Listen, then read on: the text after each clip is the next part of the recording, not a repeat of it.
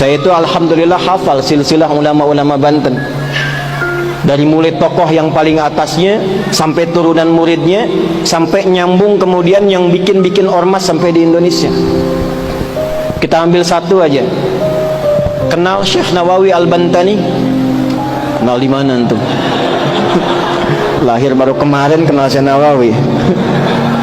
Alhamdulillah. Syekh Nawawi Al-Bantani dari Tanara. Saya ambil satu muridnya saja.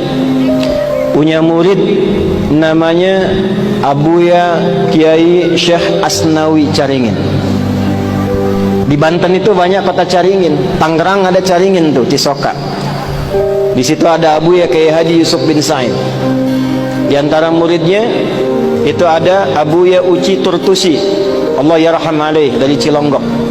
Ya, itu di antara gurunya itu Abuya Yusuf bin Said selain ayahnya, Abuya Ramli, Dimyati Ramli.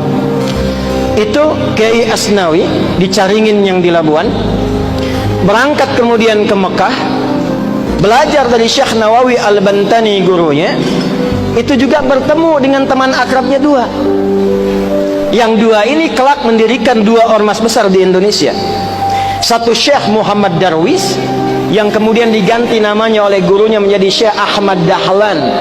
Pulang kemudian ke Nusantara mendirikan Jam'iyah Muhammadiyah 18 November 1912. Satu lagi Hadratus Syekh Kiai Haji Muhammad Hashim bin Asy'ari, yang kemudian pulang ke Nusantara mendirikan Jam'iyah Nahdlatul Ulama 31 Januari 1926.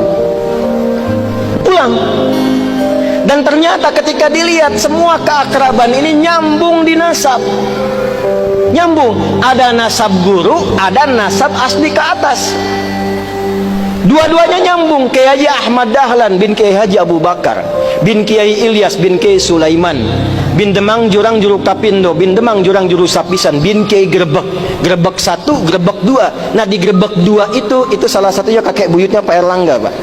Naik ke atas, nyambung ke siapa? Ahmad Jumadil Kubra. Syekh Ahmad Jumadil Kubra itu sekarang masjidnya dan dorihnya, peninggalannya itu ada di wilayah Semarang, mau arah ke arah Demak. Jadi kalau ada belok ke kiri itu sebelah kiri sebelum perempatan itu ada masjid warna hijau, kubahnya emas. Itu dorihnya Syekh Ahmad Jumadil Kubra. Sebelum Universitas Sultan Agung itu ada tuh. Beliau keturunan siapa? Syekh Azmaskat. Ahmad kan keturunan siapa? Ali Zainal Abidin. Ali Zainal Abidin keturunan siapa? Al-Husain. Al-Husain siapa? Adiknya Al-Hasan.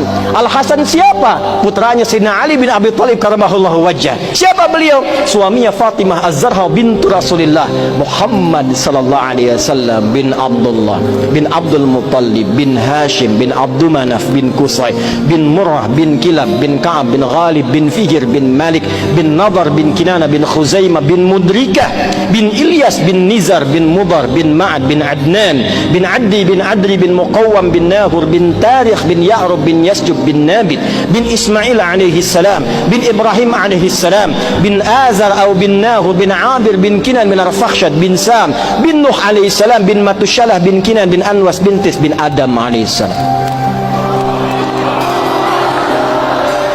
Sallu ala Nabi. Ulangi Pak Ketua DPRD. Kiai Hashim juga begitu. Cuma ketemunya nanti di Joko Tingkir. Pangeran Benawa, keturunan 23 dari Nabi sallallahu alaihi wasallam. Kiai Haji Muhammad Hashim bin Asy'ari bin Abdul Wahid bin Abdul Halim. Abdul Halim dikenal dengan Pangeran Benawa, nama bekenya dikenal dengan Joko Tingkir bin Abdul Aziz bin Abdul Rahman. Siapa itu beliau? Walid Raden Ainul Yakin. Siapa beliau? Anak dari Sunan Giri. Nyambungnya lagi ke atas seperti nasabnya Kiai Haji Ahmad Dahlan. Dua-duanya bersaudara. Dua-duanya bikin ormas. Dua-duanya punya teman akrab, Syekh Asnawi dari Caringin, Banten, menularkan murid-murid. Di antaranya ada yang di Tangerang juga. Di Ciputat ada Ustadz Mehmet. Jakarta Kiai Haji Ahmad Khatib. Ya itu menantunya, istrinya itu Ratu Iyot namanya. Ya, turun itu di antara sekian banyak. Pakunya di mana? Banten.